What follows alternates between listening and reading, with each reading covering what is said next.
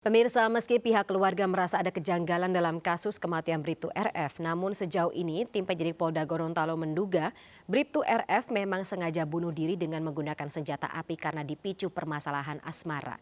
Untuk membahas lebih lanjut terkait dengan dugaan bunuh diri Bribtu RF, kita akan berdialog dengan ahli psikologi forensik Reza Indragiri. Selamat sore Bang Reza. Dari kacamata Anda Selamat sore. dari Selamat sore. kacamata Anda ketika melihat kasus dari Bribtu RF ini terkait dengan apakah memang bunuh diri atau suicide. Kemudian membedakannya dengan homicide atau dibunuh dengan orang. Apa saja faktor-faktor yang kelihatan secara kasat mata bisa membedakan dua kasus ini? Kalau secara kasat mata tidak mudah bagi kita untuk memastikan apa yang menyebabkan seseorang kehilangan nyawa. Karena faktor yang menyebabkan orang meninggal dunia itu ada 4, yaitu natural, faktor alami, yang kedua adalah accident, kecelakaan, yang ketiga adalah suicide atau bunuh diri, dan yang keempat adalah pembunuhan atau homicide. Sekali lagi, kalau hanya berdasarkan perhatian dari luar atau pengamatan dari luar, maka bisa saja kemudian simpulannya akan menjadi rancu. Karena itulah menurut saya perlu dilakukan otopsi terhadap almarhum. Otopsi memang akan kelihatan.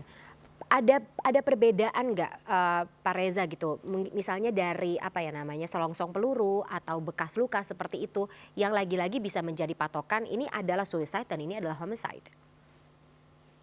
Dari sudut pandang psikologi forensik, memang untuk mengetahui secara tanda petik pasti apakah seseorang itu meninggal bunuh diri atau karena bukan bunuh diri, atau yang kemungkinan yang kedua, apakah seseorang itu meninggal karena bunuh diri disebabkan oleh faktor A, B, C, dan seterusnya, memang sekali lagi harus dilakukan otopsi. Oke. Tidak hanya pemeriksaan secara fisik dalam pengertian kondisi luka, kondisi cedera, tetapi juga otopsi psikologis. Otopsi psikologis itulah yang kemudian diharapkan akan bisa menghasilkan titik simpulan atau bahkan mungkin mendekati simpulan yang definitif tentang sebab musabab mengapa orang ini meninggal dunia, pun kalau yang bersangkutan meninggal dunia akibat bunuh diri, apa sesungguhnya menjadi penyebab yang bersangkutan bunuh diri. Oke, Pak Reza, ini katanya otopsi memang sudah dilakukan tapi hanya di bagian luar jenazah korban. Apakah dari hasil analisa ini bisa secara kemungkinan atau maksimal gitu hasil analisa ini bisa didapat? Dugaan saya tidak akan maksimal kita bisa membangun sebuah simpulan sekali lagi hanya dengan pengamatan dari luar. Oke. Tadi saya katakan yang paling menyeluruh, yang paling komprehensif adalah kombinasi antara otopsi secara fisik, tugas kedokteran, dan otopsi psikologis, tugas psikologi.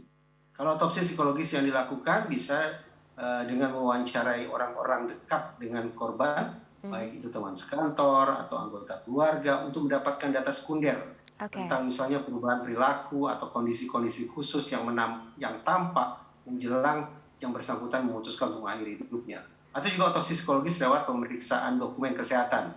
Silakan datang misalnya ke pusdokes setempat, silakan datang ke puskesmas atau ke unit psikologi di satuan wilayah Polri setempat untuk mendapatkan data tentang seberapa jauh kondisi kesehatan korban menjelang mengakhiri hidupnya. Oke, kalau suicide atau kasus suicide Pak Reza, harus atau secara polanya atau secara pattern memang ada perubahan psikologis gitu, perubahan sikap, perubahan kesehatan seperti itu?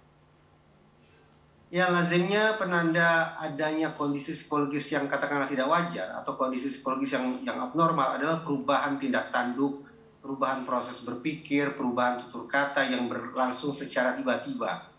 Misalnya dulu seseorang yang gemar sekali bersosialisasi tiba-tiba saja kehilangan ketertarikannya untuk berteman, memilih untuk mengisolasi diri. Ada orang yang dulu memiliki selera makan yang baik, tapi tiba-tiba saja kemudian kehilangan selera makan. Yang dulu senantiasa bertutur kata sopan, tiba-tiba saja menjadi kehilangan kendali, gampang mengeluarkan sumpah serapah dan sejenisnya. Ini bentuk penanda yang menurut saya paling mudah untuk diamati termasuk oleh orang-orang yang awam sekalipun, yaitu mengamati, mencoba mencermati adanya perubahan baik pada tindak tanduk maupun proses berpikir ataupun tutur kata dari orang yang memilih untuk mengakhiri hidupnya dengan cara bunuh diri.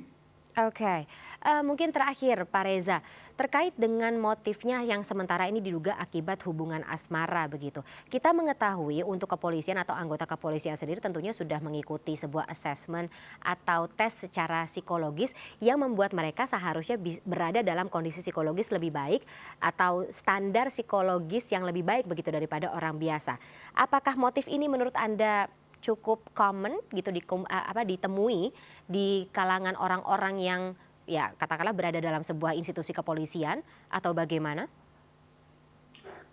Realitasnya adalah pada dasarnya masyarakat kita termasuk otoritas atau personil penegakan hukum sekalipun bukanlah orang yang terbiasa untuk berbagi isi hati. Oke. Itu sebabnya dugaan saya ini, perkiraan saya ini, unit psikologi di satuan wilayah Polri setempat adalah unit yang tanda petik tidak laku.